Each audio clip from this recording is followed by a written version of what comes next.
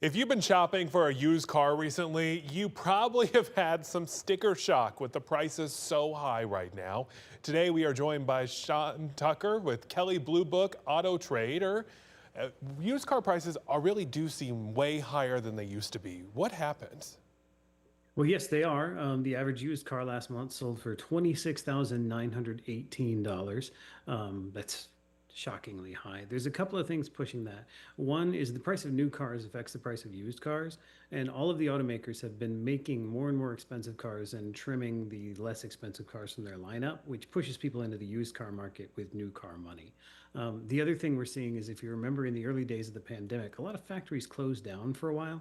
There are about 8 million recent model used cars that didn't get built that would otherwise be on the market. So we're just seeing a lower supply. With prices higher, are used cars still a better value? Absolutely, it's still a smart move to let somebody else pay the depreciation. There are still affordable new cars available. You can get a little bit of sticker shock from these stories about a $50,000 average, but there are still cars, new cars for sale below average. All the same, for my own money, I buy used and let somebody else take care of that depreciation. You mentioned depreciation. How much do cars depreciate when they're new and they are driven off the lot? Depends widely based on the model, but it's the most expensive part of car ownership by a long shot. What are some used vehicles that people should look for if they want a value? Generally speaking, the most valuable used cars are the ones that are in the most demand and the easiest to find parts for. So the list is very similar to the list of the most common cars you see around you. A lot of the Toyotas and Hondas that have a really good reliability reputation do very well in the used market. What's the first thing buyers should do before they start shopping? Understand what your needs really are. The rule of thumb I use with friends is buy the car you need 50 weeks a year and rent the other two. I know so many people that will say, I need 3 rows of seating because mom and dad are going to visit during the holidays. That means you need 3 rows of seating for 1 week a year. You can rent that.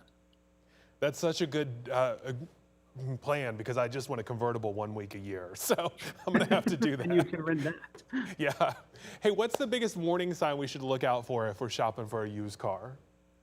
You want to be really careful about the documentation you get. There's a document that should be affixed to the window. If not affixed to the window, it's at least in the paperwork you get from the dealership called a buyer's guide. That's kind of a misleading term. What it really is a legal part of the sales contract that tells you, does this have a warranty? Is it a dealer warranty or a manufacturer warranty? That sort of thing. So you really want to make sure the buyer's guide is in there and make sure you've read it and thoroughly understand what you actually bought. What about a vehicle history report? We hear a lot about that. It's absolutely worth getting. It's a $25 expense most of the time, and it could save you thousands if you find out something about that vehicle that they're not disclosing. How do you find out if you're getting a good deal on the car or if they're asking too much money?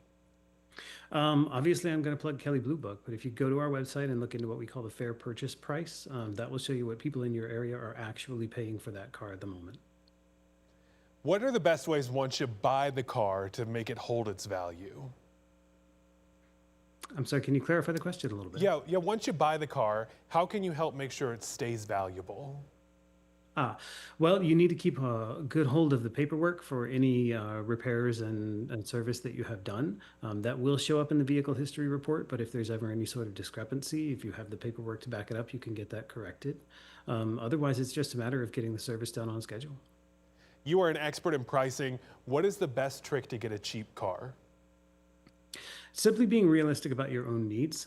As I said, don't get misled into buying something that you're only going to need on a rare occasion, but be realistic about what you actually do need. And keep in mind that these days, even the base model of most cars is very well equipped. So you may not need to step up to something more expensive to get the features that you want. Are there any features you should avoid in used cars? Nothing I can think of, no. Are there any features you should look for in used cars? I would pay attention to the generation of the car. A 2015 and 2016 and 2017 may all be virtually identical if that car wasn't redesigned recently. So you want to make sure that you're getting the generation that has the equipment that you want. Things like Apple CarPlay and Android Auto that allow the car to mirror your phone screen, that sort of thing.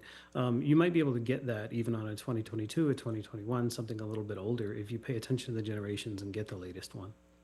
So a lot of people are thinking about buying cars in other places like Facebook Marketplace or eBay. Is that safe to do? It is, but you have to protect yourself a little bit more. I would not buy a car from a private party like that unless they allowed me to take it for an inspection. If there's some reason they object, then you should pay attention to that and walk away. Well, thank you so much. We learned a lot from you, and we'll have you back soon. All right, thank you. Thank you, sir.